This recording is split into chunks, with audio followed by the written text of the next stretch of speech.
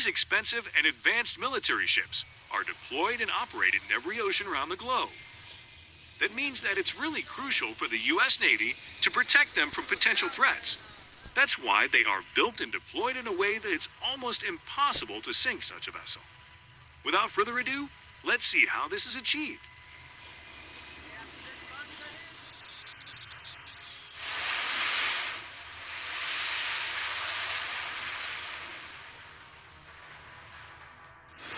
U.S. aircraft carriers are beasts of the ocean. Considering that U.S. Navy is the biggest in the world, it's clear that it operates the most advanced and capable aircraft carriers. The American Navy has in total 11 active aircraft carriers, although a lot of people believe there are more than 11. That's because they wrongly consider amphibious assault ships as aircraft carriers. The U.S. Navy's greatest carriers are the Nimitz class and the Gerald R. Ford class.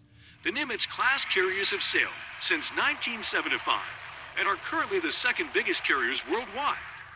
It only falls short of the Gerald R. Ford class that holds the record for the biggest aircraft carrier in 2021. It's capable of carrying over 75 aircraft and is powered by one Bechtel, a 1B reactor. The Gerald R. Ford class carrier is the worthy subsector of the Nimitz class. Its single reactor is more convenient and powerful, and the vessel is equipped with advanced systems and an array of modern features. Although these two carriers are considered the best in the world, the United Kingdom and Japan also operate excellent carriers like the Queen Elizabeth class and the Shinano, respectively. Why the U.S. Navy protects them so much?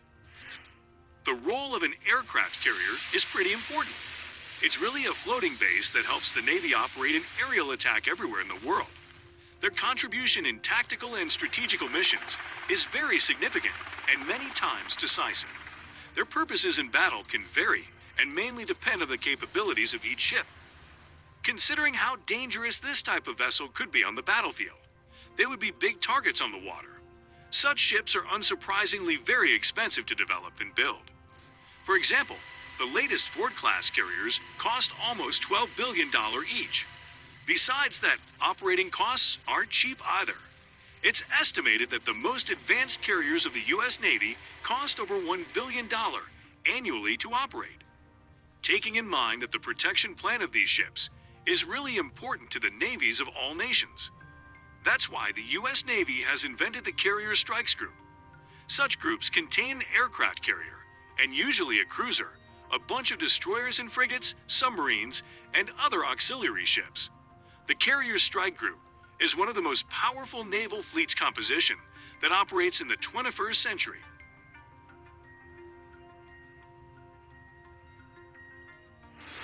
Why they can't be sunk?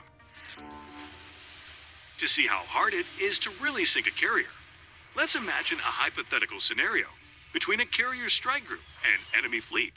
First of all, let's assume that an enemy aircraft or ship tries to attack the carrier. The carrier's first move would be to deploy the air wing. That means that the F-A-18 and the F-35 fighter jets will destroy every possible danger even before it gets close enough to attack. The F-35 has especially advanced systems, and it's very efficient in battle. But if the air wing, for some reason, can't neutralize the danger and the enemy gets closer, then it's time for the rest of the carrier group to take on the challenge.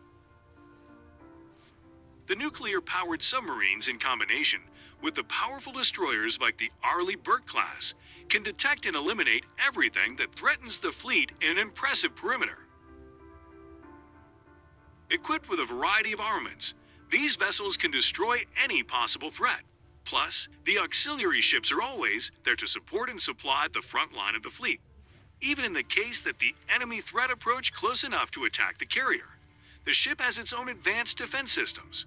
Beyond radar and other modern technology, the carriers are equipped with very efficient armament.